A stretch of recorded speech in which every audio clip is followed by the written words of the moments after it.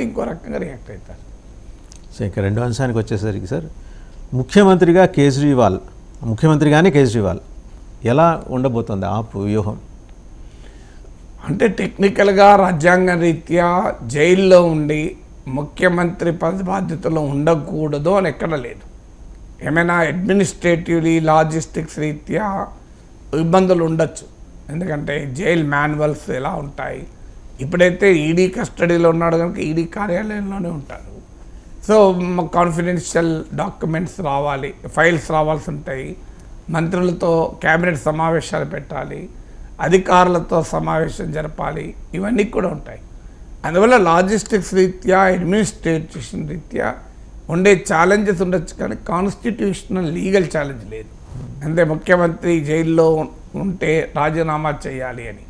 అలా అయితే ఈ దేశంలో ప్రతి ముఖ్యమంత్రిని ఏదో కేసు పెట్టి అరెస్ట్ చేస్తే ఇక అతను ముఖ్యమంత్రికి రాజీనామా చేయాలి. ఇక దేశంలో వేరే కార్యక్రమం ఉండదు ఇక.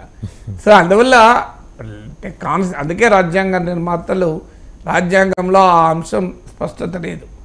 ఇక మరి ఎందుకని ఆ ఢిల్లీ ముఖ్యమంత్రిగా జైలు నుంచే పరిపాలించాలి అని? దీనికి కారణం ఏంటంటే, మీకు మనీష్ సిసోడియా ఉప ముఖ్యమంత్రిగా జైలు నుంచి పర్ఫామ్ చేయలే, సత్యేంద్ర జైన్ ఢిల్లీ మంత్రిగా పర్ఫామ్ చేయలే, కానీ ముఖ్యమంత్రికి వచ్చే వరకు ఎందుకు పర్ఫామ్ చేస్తున్నాం? మరి ఆ ఫెసిలిటీ మనీష్ సిసోడియాకి ఎందుకు ఇవ్వలేదు అనే క్వశ్చన్ ఎవరైనా అడగచ్చు. కానీ Manish Sisodia is only A minister. ఇప్పుడు ఆయన కాకపోతే ఇంకో మినిస్టర్ ఆ బాధ్యత చూస్తాడు, సీఎం కాకపోతే ఇంకో మినిస్టర్ బాధ్యత చూడడం అంటే ముఖ్యమంత్రిని మార్చడం. సో ఆప్ తమ జాతీయ నాయకుడైన అరవింద్ కేజ్రీవాల్ని మార్చడం అంటే ఫేస్ ఆఫ్ ది ఆప్ మార్చడం. ఇప్పుడు ఆమ్ ఆద్మీ పార్టీ అంటేనే అరవింద్ కేజ్రీవాల్.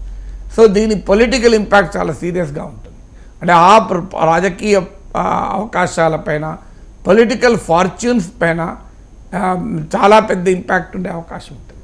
అందువల్ల ఆ రాజకీయ నష్టం జరగకుండా ఉండటానికి కేజ్రీవాలే ముఖ్యమంత్రిగా ఉంటేనే ఆప్కా గుర్తింపు, పొలిటికల్ రికగ్నిషన్ ఉంటుంది అని బహుశా ఆలోచించవచ్చు.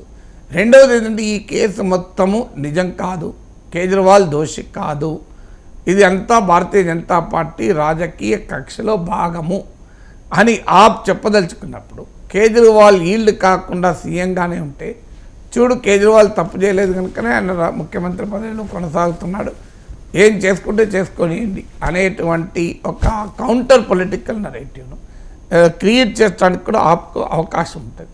మూడోది ఏంటి అంటే, ఈ అరవింద్ కేజ్రీవాల్ విషయంలో ప్రజల్లో బీజేపీ అనుకున్నంత, ఆశించినంత, బీజేపీ నేతలు చెప్తున్నంత దుర్మార్గుడు, దుష్టుడు అన్న భావన ఏం లేదు.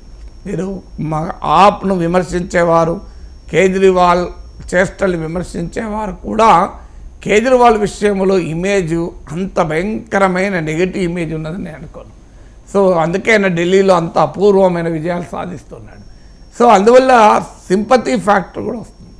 అంటే కేజ్రీవాల్ జైల్లో ఉన్నాడు, చూడండి ఆయన జైల్లో పెట్టారు అన్న పొలిటికల్ సింపతి ఫ్యాక్టర్ కూడా వస్తుంది. ఈ సింపతి ఆమ్ ఆద్మీ పార్టీ రాబోయే ఎన్నికల్లో సమర్థవంతంగా ఉపయోగించుకోవటానికి కూడా అవకాశం వస్తుంది.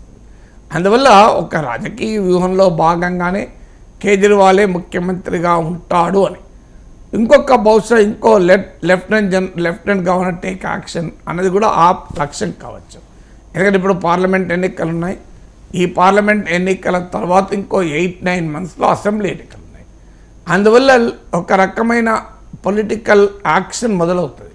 ఇప్పుడు ఒకవేళ కేజ్రీవాల్ సీఎం పదవిని వదులుకోకపోతే లెఫ్టినెంట్ గవర్నర్ ఏ రకంగా వ్యవహరిస్తాడు? లెఫ్టినెంట్ గవర్నర్ అంటే ఒక రకంగా కేంద్ర ప్రభుత్వం ఏ రకంగా వ్యవహరిస్తుంది అంటే, కాన్స్టిట్యూషనల్ మిషనరీ బ్రేక్ డౌన్ అయింది అని కారణము చెప్పి రాష్ట్ర ప్రభుత్వాన్ని సస్పెండ్ చేసి ముఖ్యమంత్రిని తొలగిస్తాడా?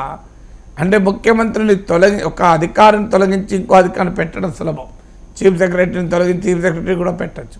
కానీ చీఫ్ మినిస్టర్ను తొలగించి ఇంకో చీఫ్ మినిస్టర్ను గవర్నర్ నామినేట్ చేయరాదు. మళ్ళీ ఆ శాసనసభ పక్షమే ఎన్నుకోవాలి. అందువల్ల లేదనుకుంటే అసెంబ్లీని కూడా రద్దు చేసి రాష్ట్రపతి పాలన పెట్టాలి. అప్పుడు ప్రజల్లోకి మరింత సమర్థవంతంగా వెళ్ళటానికి ఉపయోగపడుతుంది. ఎందుకంటే ఆ విషయంలో పార్లమెంట్ ఎన్నికల్లో బీజేపీకి అనుకూలంగా, మోడీకి అనుకూలంగా ఉన్న ఓటర్లు కూడా అసెంబ్లీ ఎన్నికలకు వచ్చే వరకు ఆప్కే ఓటేస్తున్నారు. ఢిల్లీలో ఇది మనకు స్పష్టంగా కనబడేది. 2019 లోక్సభ ఎలక్షన్లో కూడా బీజేపీ 7 సీట్లు గెలుచుకుంది, కానీ అసెంబ్లీలో మాత్రం ఆప్ గెలిచింది. అంటే బీజేపీ సానుభూతి పరులు, బీజేపీ ఓటర్లు దేశంలో ప్రధానమంత్రిగా మోడీ ఉండాలి అని కోరుకునేవారు కూడా ఢిల్లీకి వచ్చే వరకు ముఖ్యమంత్రిగా కేజ్రీవాల్ ఉండాలని కోరుకుంటున్నారు. సో అందువల్ల ఒకవేళ కేజ్రీవాల్ సీఎంగా జైలు నుంచే ఉంటానంటే ఆయన పైన లెఫ్టినెంట్ గవర్నర్ కనుక ఏదైనా చర్య తీసుకుంటే అది కేంద్ర ప్రభుత్వ చర్యలాగా ఉంటుంది కనుక కేంద్ర ప్రభుత్వాన్ని ఎక్స్పోజ్ చేయడానికి, అంటే ప్రజల్లో ఇంత పాపులర్గా ఉన్న సీఎంను ఎలా తొలగించారో చూడండి అని ప్రజల్లోకి వెళ్ళటానికి ఆప్కొక ఆయుధము లభించే అవకాశం ఉంటుంది. తద్వారా అసెంబ్లీ ఎన్నికల్లో గెలవడమే కాదు, లోక్సభ ఎన్నికల్లో కూడా గెలవటానికి వీలు కలుగుతుందా? సో ఇలాంటి అనేక ఫ్యాక్టర్స్ కూడా ఉన్నాయి. ఇంకొక మార్గం కూడా ఉంది. ఇప్పుడు మనీష్ సిసోడియా కంటే సబ్స్టిట్యూట్ దొరికారు. ఇప్పుడు సౌరభ్ భరద్వాజ్ను, అతీష్ని తీసుకున్నారు. మనీష్ సిసోడియా, సత్యేంద్ర జైన్లు లేనప్పుడు వీళ్ళిద్దరిని తీసుకున్నారు. కానీ అరవింద్ కేజ్రీవాల్కి సబ్స్టిట్యూట్ కూడా ఆప్లో లేడు. ఎందుకంటే ఆప్ ఎంత ఒక people's movement, anti corruption movement, వీటి నుంచి వచ్చిన సివిల్ సొసైటీ మూవ్మెంట్ నుంచి, అది కూడా ఇతర ప్రాంతీయ పార్టీలాగా, జాతీయ పార్టీలాగా ఇండివిజువల్ లీడర్ సెంట్రిక్ పార్టీగానే ఎమర్జ్ అయ్యి, మీకు ఇండియన్ పాలిటిక్స్లో ఒక అన్ఫార్చునేట్ ఎక్స్పీరియన్స్ ఇది. మీరు ఆప్ అయినా లోక్సత్తా అయినా జేపీ తప్ప మనకి ఇంకెవరు తెలియదు. సో వీరు సాంప్రదాయ రాజకీయ పార్టీల ఈ వ్యక్తి ఆరాధన, వ్యక్తి చుట్టూ నిర్మాణమయ్యే రాజకీయ పార్టీ వ్యవస్థను తీవ్రంగా వ్యతిరేకిస్తూ రాజకీయాల్లోకి వచ్చారు. కానీ మళ్ళీ వాళ్ళ పార్టీలు కూడా వ్యక్తి చుట్టే తిరుగుతాయి. ఇప్పుడు లోక్సత్తాలో జేపీ తప్ప మనకెవరికి తెలియదు. జేపీ లోక్సత్తా నాయకులందరితో చర్చించి సమావేశమైనట్లు, ఒక రాజకీయ నిర్ణయం తీసుకున్నట్టు కూడా పెద్దగా కనిపించదు. జేపీ ఏం చెప్తే అదే లోక్సత్తా విధానం, కేజ్రీవాల్ ఏం చెప్తే అదే ఆ విధానంగా మారిపోయింది. సో ఆమ్ ఆద్మీ పార్టీ కూడా కేజ్రీవాల్ అనే వ్యక్తి చుట్టూ పొలిటికల్ నిర్మాణం జరిగింది. అందువల్ల ఇలా కేజ్రీవాల్ను పక్కకు పెడితే ఎవరు అనే మళ్ళీ యునానిమిటీ కూడా రావడం అంత సులభం కాదు. రకరకాల ఆప్షన్స్ వస్తున్నాయి. ఆ వర్స్ట్ సిచ్యువేషన్ కూడా ప్రిపేర్ అవుతుంది. అంటే అతీషిని ముఖ్యమంత్రి చేయాలా, సౌరభ్ భరద్వాజ్ని ముఖ్యమంత్రి చేయాలా, లేదా కేజ్రీవాల్ సతీమణి సునీతని చేయాలా? ఇవాళ ఆమె స్టేట్మెంట్ కూడా వచ్చింది, మోడీది అహంకారము అని. సో ఆమె ఇండియన్ రెవెన్యూ సర్వీస్ అఫీషియల్ కనుక ఆ అనుభవం కూడా ఆమెకు ఉంది, ఆ పాలనా అనుభవం కూడా ఉంది కనుక. సో ఆప్కు లీడర్షిప్ ట్రాన్సిషన్ కూడా అంత సులభం కాదు. అందువల్ల ఆ కేజ్రీవాల్కు ఉన్న పొలిటికల్ ఇమేజ్ కానీ, పొలిటికల్ స్టేచర్ కానీ, 3 సార్లు ముఖ్యమంత్రిగా ఢిల్లీలో గెలవడమే కాదు, పంజాబ్లో పార్టీని గెలిపించి గుజరాత్, గోవాలకు విస్తరించిన నాయకుడిగా ఈ సబ్స్టిట్యూట్ దొరకడం కూడా కష్టం. అందుకే కొంతకాలం కేజ్రీవాలే ముఖ్యమంత్రి అని అంటూ ఘర్షణ, లెఫ్టినెంట్ గవర్నర్తోనో కేంద్ర ప్రభుత్వం ఘర్షణ వస్తుందా, ఈ లోపల కోర్టు కూడా వెళ్ళారో ఉంటారో